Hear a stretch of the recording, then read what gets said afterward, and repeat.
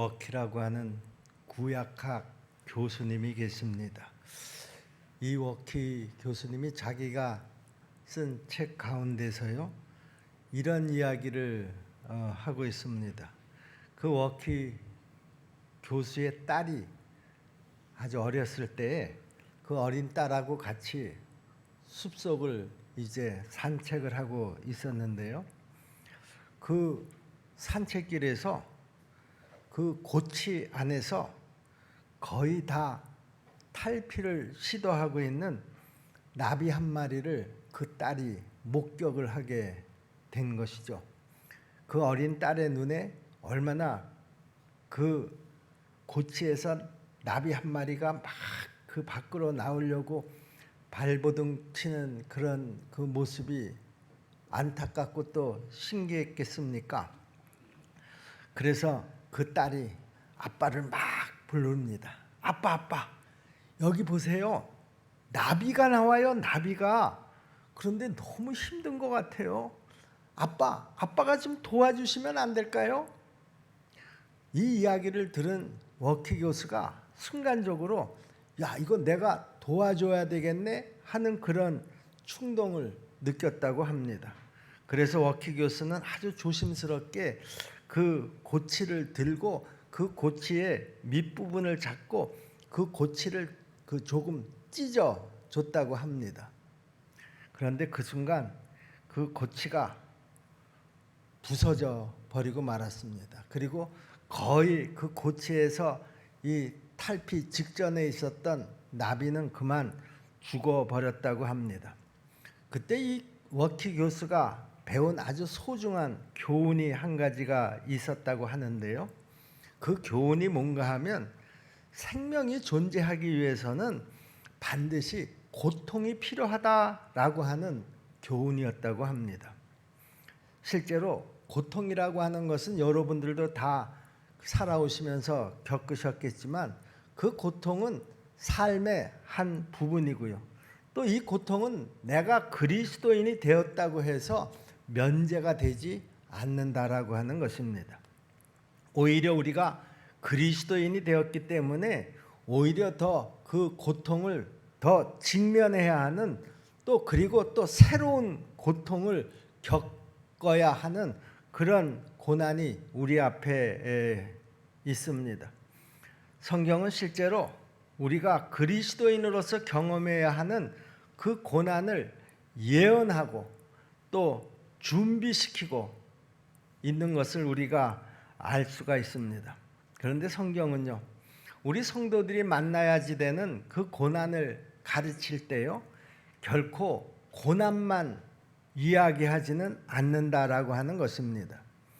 이것이 오늘 우리가 함께 본 본문의 교훈이기도 합니다. 오늘 본문을 보시면은요, 가장 많이 등장하는 단어가 두 개가 있습니다. 그것은 고난이라고 하는 단어하고요, 또 위로라고 하는 단어입니다. 성도의 신앙 여정에서도 이 고난은 피할 수 없는 것이지만은요, 우리가 고난을 직면하게 될 때 우리는 동시에 하늘의 위로를 기대할 수 있다라고 하는 것입니다. 이것은 지금 이 편지를 고린도 교회를 향해서 쓰고 있는 사도 바울 자신의 직접 경험이기도 했던 것입니다. 바울은 더 나아가서요, 이 편지를 통해서 교회가 존재하는 모습이 바로 이 위로의 공동체여야 한다라고 하는 것을 가르치고 있는 것입니다. 그러면 우리가 고난을 만날 때요, 이 고난을 극복하는 위로를 기대할 수 있는 이유가 그러면 뭐냐? 우리가 무엇을 근거로 이 고난 속에서 위로를 기대할 수 있다라고 하는 말이냐 하는 것을 우리가 오늘 이 시간 같이 생각해 보려고 합니다. 여러분들이 잘 아시는 대로요, 고난 속에는 반드시 하나님의 목적이 있다라고 하는 것을 우리가 알기 때문에 우리는 고난 속에서도 위로를 기대할 수가 있는 것입니다. 하나님께서 우리들 인생 여정에 그 고난을 허락하실 때요, 거기에는 아주 다양한 목적들이 있을 수 있다라고 하는 것이죠. 그래서 바울 사도는 오늘 본문에서 성도의 삶에 고난이 허용되는 가장 보편적인 목적 한 가지가 그 고난 속에 담겨져 있다라고 하는 사실을 강조하고 있습니다. 그것은 우리의 고난의 경험을 통해서 우리가 다른 이웃들의 고난을 위로하는 사람이 되어야 한다라고 하는 것을 가르치고 있다라고 하는 것이죠. 여러분 4절 말씀을 한번 우리가 보겠습니다. 우리의 모든 환난 중에서 우리를 위로하사 하는 말씀이 있습니다. 그리고 그 밑에 보시면은요, 모든 환난 중에 있는 자들을 능히 위로하게 하시는 이시로다, 그렇게 또 말씀하고 있습니다. 6절 말씀에도 보면은요, 그 전반부에 이렇게 말씀하시죠. 우리가 환난 당하는 것도 너희가 위로와 구원을 받게 하려는 것이요, 그렇게 말씀하고 있습니다. 여러분, 우리가 잘 알고 있는 사자성어 가운데요, 동병상련이라고 하는 그 사자성어가 있지 않습니까? 같은 병을 앓는 사람끼리 서로를 불쌍하게 여기게 된다, 그런 그 사자성어입니다. 옛날 영국의 빅토리아 여왕 시절에 있었던 그 이야기라고 하는데요, 그 영국의 빅토리아 여왕의 신하 가운데 그 자녀를 간절히 기다리다가 이제 임신을 한 그 신하의 부인이 있었습니다. 기다리던 자식이었었기 때문에 그 부부에게는 너무나 소중한 그런 임신이었습니다. 그런데 그만 10달을 채우지 못하고 그 아이가 유산을 하게 된 것입니다. 이 빅토리아 여왕의 그 신하의 아내가 너무 충격을 받아가지고 삶의 의욕을 잃어버리고 이제 죽음을 생각하고 있다라고 하는 그런 소식을 듣고요, 그 빅토리아 여왕이 그 신하의 아내를 찾아갔습니다. 그리고 그 빅토리아 여왕이 그 신하의 그 부인을 만나고 난 다음에요, 이 여인이 아주 놀랍게 회복이 되었고 그 삶의 페이스도 다시 되찾을 수가 있었다고 합니다. 도대체 그 빅토리아 여왕이 이 여인에게 찾아와서 무슨 말을 해주었길래 이 여인이 빅토리아 여왕을 만난 다음에 이렇게 다시 삶의 의욕을 되찾고 생기를 찾을 수가 있었을까? 사람들이 궁금해서 이 여인에게 물었습니다. 그러자 이 여인이 이렇게 대답을 했다고 합니다. 여왕은 제 손을 꼭 잡고 딱 한마디를 하고 돌아가셨습니다. 내가 당신의 마음이 어떤지 지금 잘 압니다. 요 말 한마디를 했는데요, 이 여인이 그 말 한마디에 그렇게 위로를 받았다라고 하는 것이죠. 이 여인은 그 여왕이 그 얘기를 했을 때 그 빅토리아 여왕도 요 얼마 전에 임신을 했다가 유산을 한 그 일을 기억하고 있었기 때문이라는 것이죠. 나만 이런 아픔을 경험하는 것이 아니라 여왕도 나와 똑같은 그런 아픔을 얼마 전에 경험을 했고 오늘 나를 찾아와서 그 아픔을 서로 공유하고 돌아가셨다라고 하는 그 사실이 이 여인에게는 정말 큰 위로가 되었다라고 하는 것입니다. 여러분, 이게 바로 위로의 능력이라는 것입니다. 여러분, 그렇습니다. 우리 주님께서 나에게 그 고난을 허락하신 그 이유가 뭡니까? 나랑 같은 고난을 받고 있는 이들에게 너도 다시 위로자가 되라 라고 하는 메시지가 내가 지금 겪고 있는 그 고난 속에 들어있다라고 하는 사실입니다. 그리고 다음으로 우리가 고난을 만날 때 위로를 기대할 수 있는 또 하나의 그 이유가 있는데요. 그것은 바로 우리가 나를 위로하시는 그 위로의 주님을 내가 바라볼 수 있기 때문이라는 것이죠. 여러분, 고난의 밤이 아무리 어둡고요, 내가 지금 겪고 있는 그 고통의 무게가 아무리 견디기 힘든 것이라고 하더라도요, 성경은 우리가 여전히 그 고난의 한밤중에서도 위로의 우리 주님을 바라볼 수 있다, 이렇게 분명히 가르치고 계십니다. 오늘 본문에서도 사도 바울은 고난 중에 있는 성도들에게 하나님을 어떻게 소개하고 있는가 하는 것을 우리가 좀 볼 필요가 있어요. 여러분, 3절 말씀을 보세요. 찬송하리로다. 그는 우리 주 예수 그리스도의 하나님이시요 자비의 하나님이시요 모든 위로의 하나님이시며 그랬습니다. 환난 속에서 바울이 체험한 그 하나님은요, 자비의 하나님이실 뿐만 아니라 위로의 하나님이셨다라고 하는 것입니다.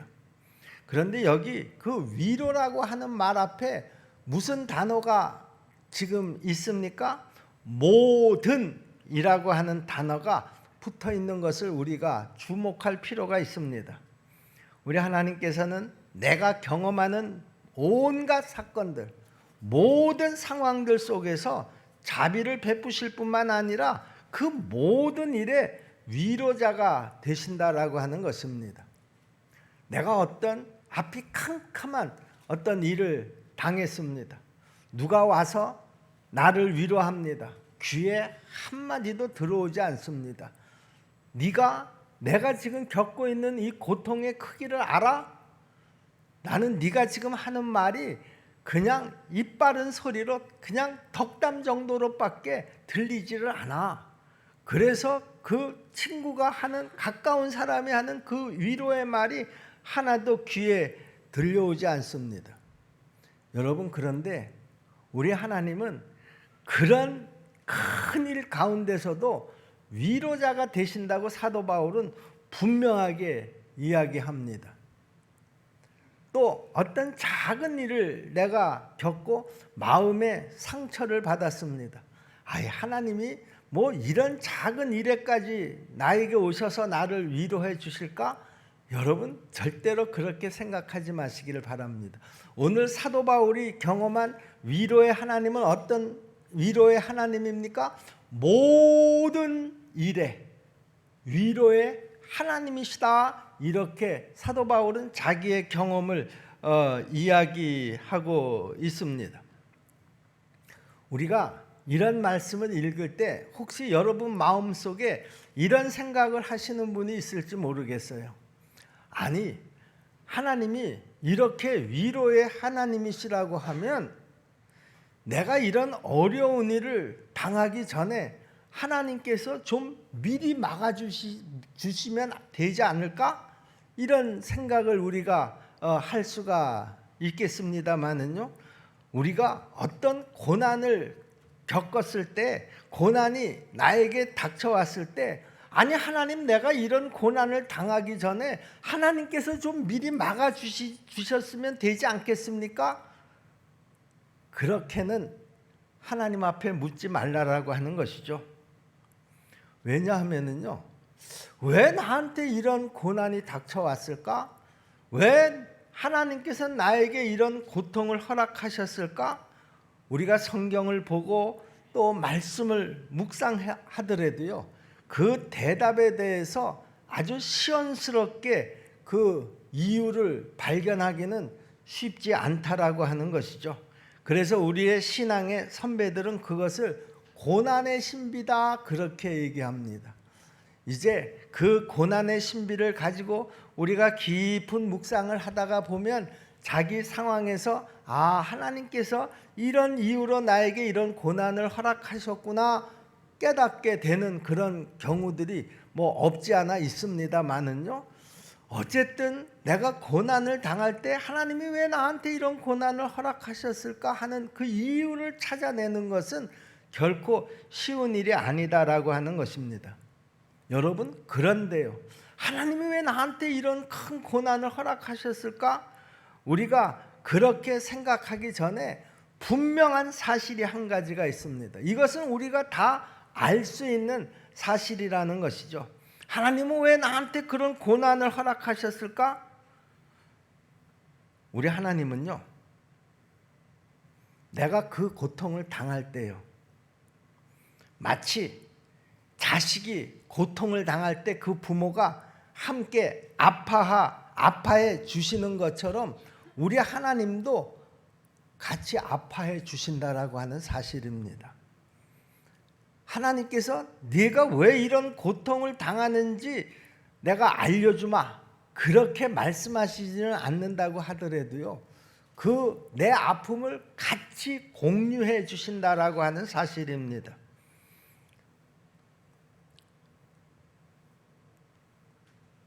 우리 하나님께서는 내가 겪고 있는 그 아픔을 함께 공유해 주시기 위해서 우리 인간의 가장 큰 고통의 극치, 그것조차도 기꺼이 경험하신 분이시라는 것이죠.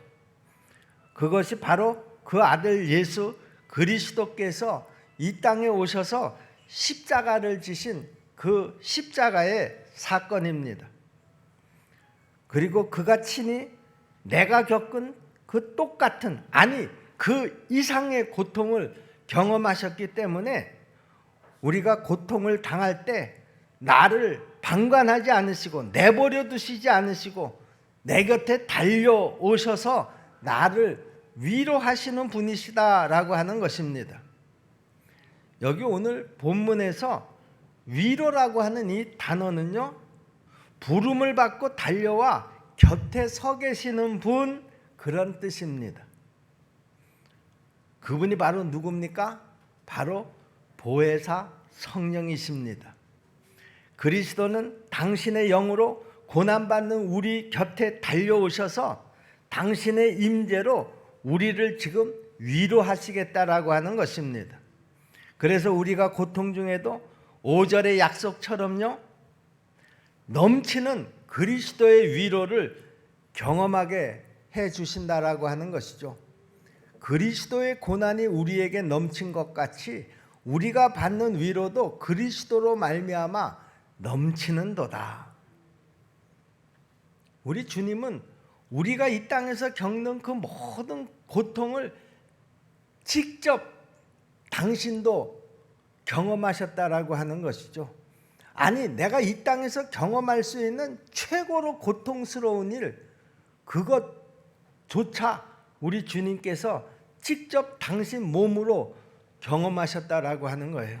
그러니까 우리 주님은 내가 이 땅에서 겪은 모든 고통, 어떤 고통보다도 더 큰 고통을 당신도 육신으로 다 경험하셨다라고 하는 것이죠. 그렇기 때문에 내가 겪는 그 모든 이 땅에서의 고통, 우리 주님께서 다 알고 계신다라고 하는 거예요. 빅토리아 여왕이 그 유산한 신하의 부인에게 찾아와서 내가 당신의 고통을 다 압니다 라고 이렇게 얘기할 수 있었던 근거가 뭐였습니까? 나도 유산 경험이 있습니다. 그렇기 때문에 당신이 지금 얼마나 힘든지 내가 잘 압니다. 그 말 한마디에 이 유산한 여인이 큰 위로를 받았다는 거 아니겠습니까? 내가 고통을 당합니다. 그때 우리 주님이 달려오셔서 내가 너의 그 고통을 다 잘 안다. 이게 우리에게 얼마나 큰 위로가 되는지 모른다, 그런 말입니다. 사도 바울은 지금 자기의 그 고통의 경험을 통해서 또 다른 이들에게 그 위로의 말을 지금 전하고 있는 것이죠. 자, 그러면 우리 성도들이 고난 중에서 또 위로를 받을 수 있는, 그 위로를 기대할 수 있는 또 다른 아주 중요한 이유가 한 가지 더 있습니다. 그것은 바로 내가 함께하는 공동체가 있기 때문이라는 것이죠. 여러분들에게 우리 십정동교회라고 하는 공동체가 있기 때문에 내가 어떤 고통 앞에서도, 고난 앞에서도 위로를 받을 수가 있다라고 하는 것입니다. 제가 여러분들에게 한 가지 질문을 드리겠습니다. 오늘 우리가 읽은 본문 가운데서 가장 많이 나오는 단어가 뭘까? 뭐 지금 굳이 세어볼 필요는 없습니다. 그런데 아니 목사님이 저렇게 질문을 하시면 뭐 고난이라는 단어가 제일 많이 나오지 않을까? 아니야. 위로라고 하는 단어가 제일 많이 나올 것 같아. 그런데 아닙니다. 여기 우리가 읽은 이 본문 속에서 제일 많이 나오는 단어는 뭔가 하면 우리라고 하는 단어입니다. 지금 바울 사도는 단순히 자신의 어떤 개인적인 고난을 고백하고 있는 것이 아니다라고 하는 것입니다. 그는 지금 우리의 고난에 대해서 고백을 하고 있는 것입니다. 그리고 우리의 위로에 대해서 또 말씀하고 있는 것입니다. 함께하는 공동체, 바로 교회 공동체로 말미암아서 이 6절의 고백처럼요. 6절을 보세요. 우리의 환난 당하는 것도 너희가 위로와 구원을 받게 하려는 것이요, 우리가 위로를 받는 것도 너희가 위로를 받게 하려는 것이니 이 위로가 너희 속에 역사하여 우리가 받은 것 같은 고난을 너희도 견디게 하느니라. 무슨 말입니까? 우리가 같이 지금 경험하고 있는 이 고난을 통해서 다른 무리들이 위로를 받을 수가 있다, 그런 말입니다. 함께 기쁨을 누리면 그 기쁨은 갑절로 더해지고요, 함께 고난을 나누면 그 고난의 무게가 한결 반으로 줄어든다라고 하는 말 여러분들이 다 잘 아시지 않습니까? 여러분, 그런데 이것이 저는 바로 공동체의 축복이다, 그렇게 생각을 합니다. 오늘 우리가 사는 이 시대는요, 극도의 이기주의와 개인주의가 팽배해서요, 현대인들은 교회 생활을 하더라도 그냥 소속감이 없이 주일 예배 중심으로만 신앙생활을 하려고 합니다. 거기에다가 지금 코로나로 인해서 비대면 예배가 국가에서 강제적으로 이렇게 강요를 했기 때문에 거의 1년 가까이를 교회가 대면으로 예배를 제대로 드리지 못하고 비대면 예배 중심으로 그 예배가 진행되어 온 것도 사실입니다.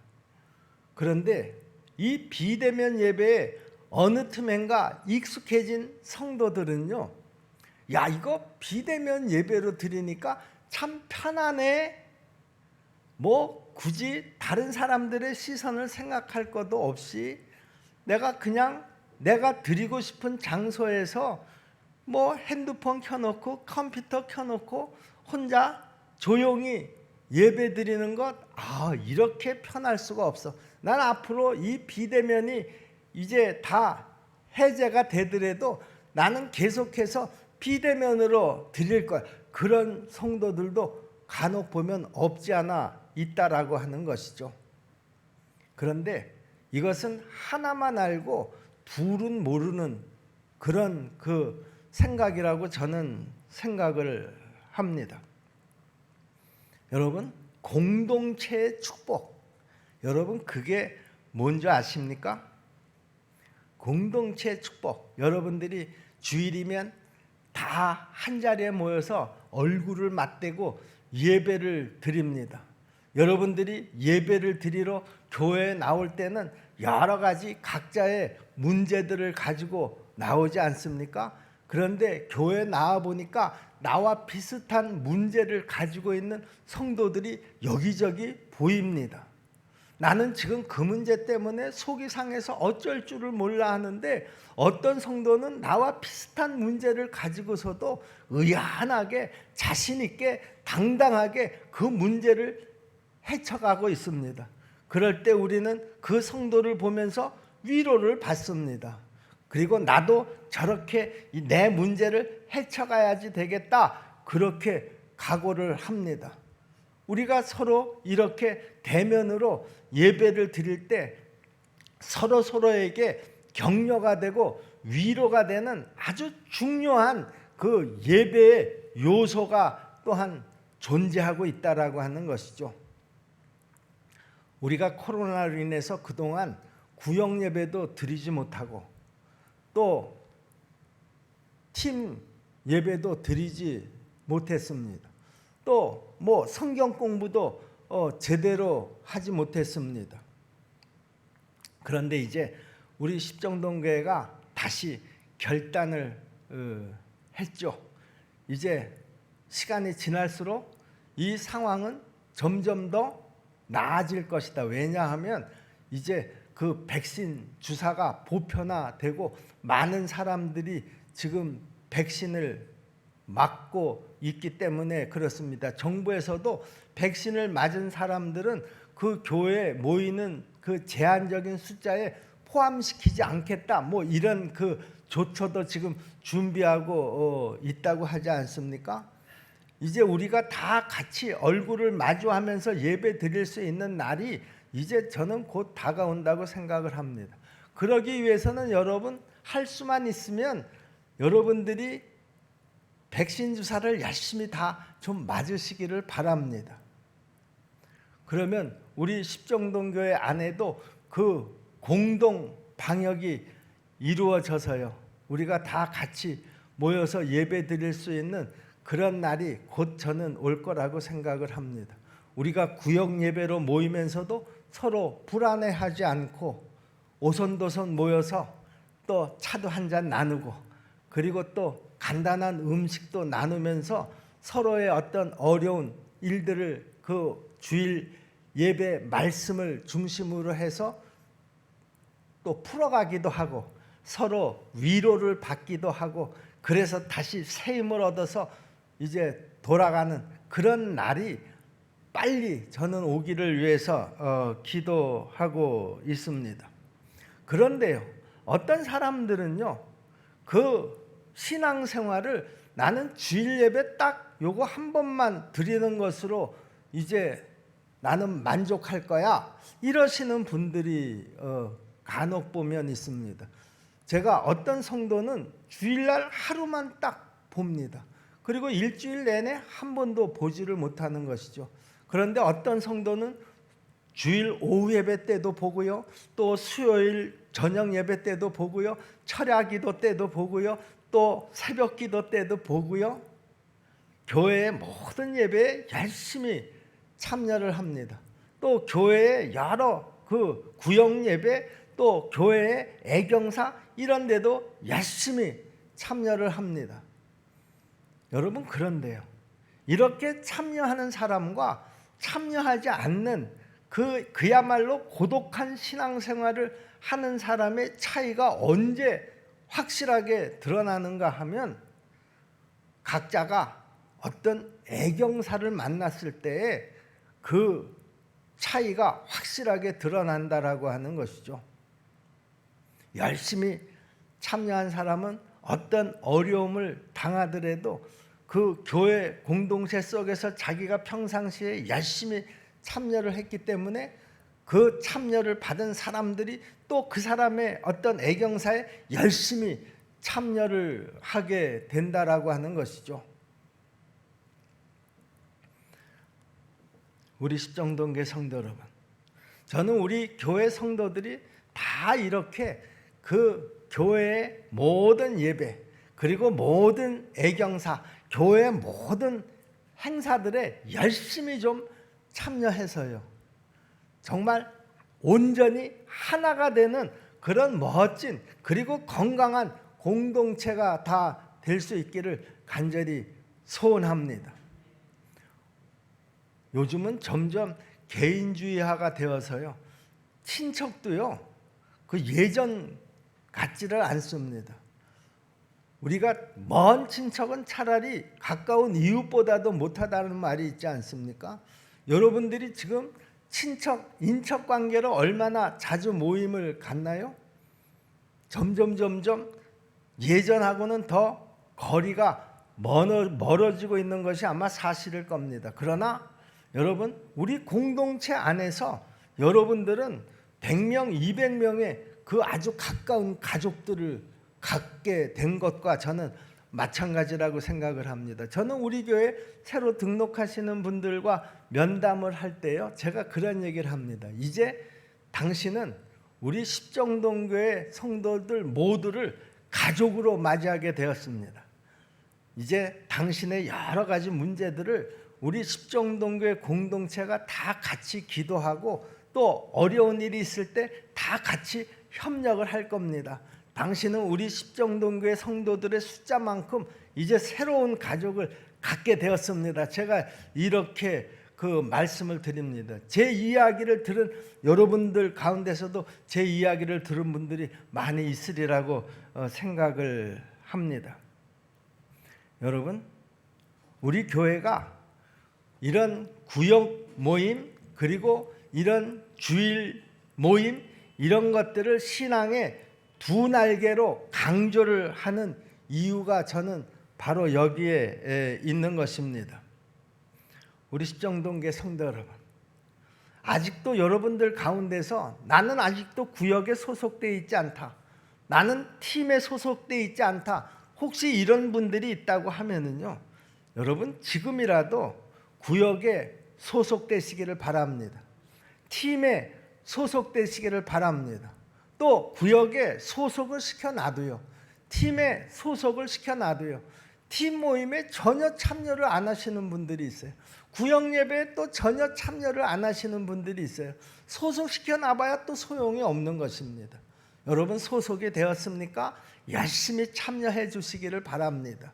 내가 참여함으로써 그 구역이 더 힘을 얻게 될 것이고요, 그 팀이 더 활성화될 것이다, 그런 말입니다. 그 구역이 힘을 얻고 팀이 활성화가 되면 내 영적 생활에 힘을 얻게 될 것이고 내 영적 생활이 활성화될 것이 저는 틀림이 없다고 생각을 합니다.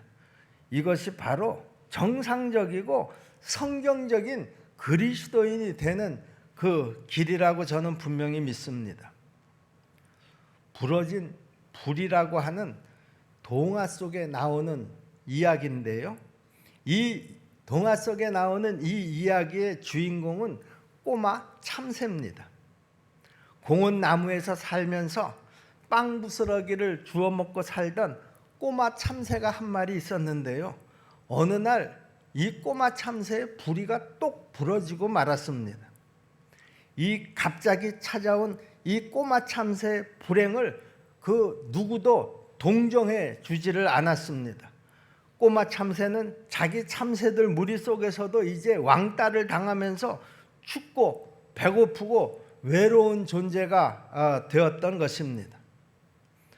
먹이를 먹지 못해서 몸은 점점 야위어가고 씻지를 못해서 그 동료들은 이제 그 꼬마 참새를 아주 더러운 새로 취급을 합니다.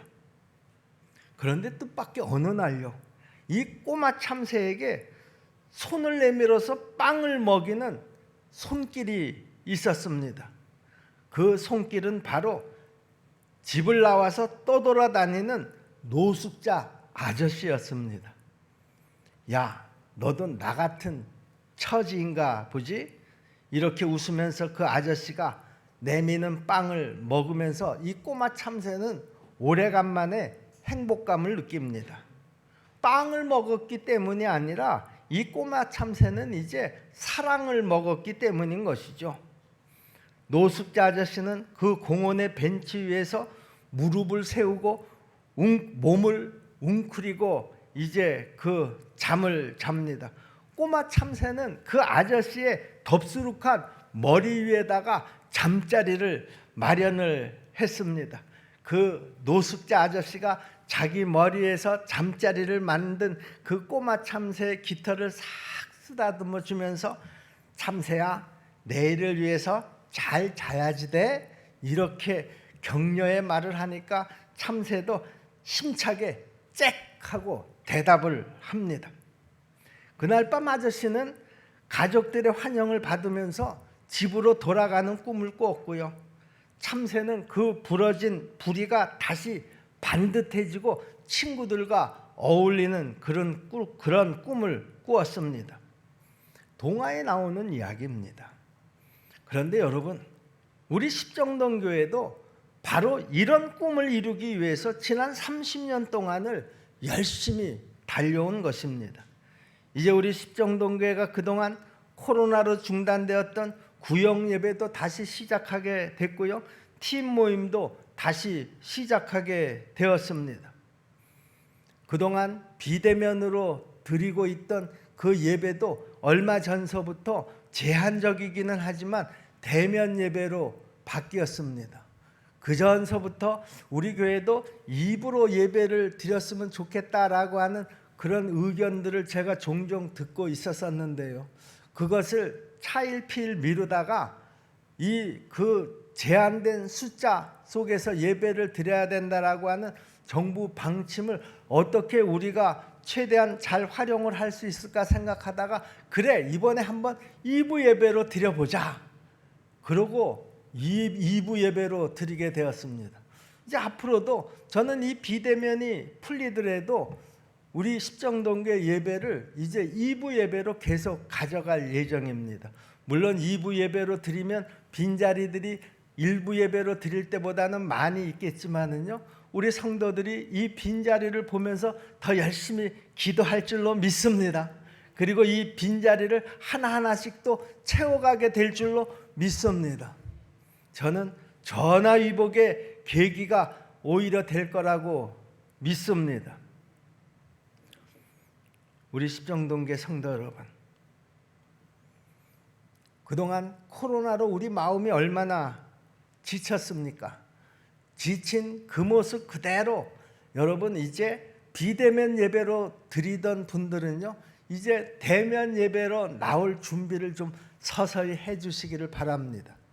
내가 구역 예배에 아직도 참석하지 못하시던 분들은요, 이제 내가 구역 예배를 참석해야 되겠다라고 하는 그 마음을 좀 준비해 주시기를 바랍니다. 팀 예배도 마찬가지고요. 그래서 우리 십정동교회 모두가 이 공동체의 축복을 경험하게 되기를 주님의 이름으로 간절히 축원합니다. 내가 어떤 어려움 가운데 있든지 우리는 이 공동체를 통해서 하나님의 위로를 받을 수 있는, 그래서 어떤 고난 가운데서도 내가 다시 새 힘을 얻고 그리고 그 고난을 극복할 수 있는 그런 성도들이 다 될 수 있기를 간절히 바랍니다.